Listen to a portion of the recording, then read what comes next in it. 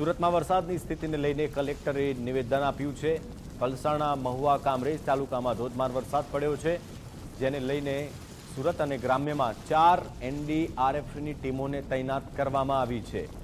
ગત રાતે 2200થી વધુ લોકોનું સલામત સ્થળે સ્થળાંતર કરવામાં આવ્યું। માંડવી તાલુકાનો લાખી ડેમ વરસાદથી ઓવરફ્લો થયો છે। નીચાણવાળા વિસ્તારોને એલર્ટ પણ કરી દેવામાં આવ્યા છે। તો માંડવીનો કેવડી સિંચાઈ વિસ્તાર છે, ત્યાં પણ પાણીની આવક થઈ છે અને સુરતમાં વરસાદની સ્થિતિને લઈને કલેક્ટરે લોકોને ધ્યાનમાં રાખીને એમનું નિવેદન આપ્યું છે।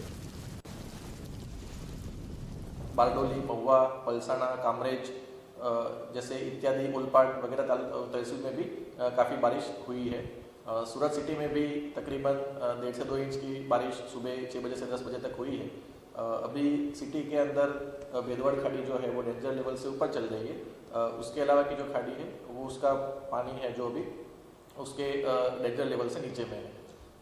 सिटी में जो बारिश है वो स्टेडी अभी बारिश हो रही है और सूरत जो रूरल एरिया है वहाँ पे भी अलग अलग तहसील में अभी बारिश स्टेडी है।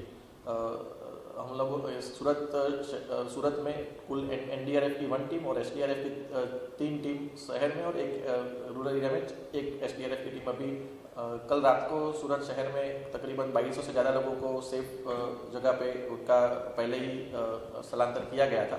अभी मांडवी का जो लाखी डैम है जिसकी हाइट 74.1 मीटर है वो ओवरफ्लो है, उसमें से 90 क्यूसेक के अराउंड पानी अभी बाहर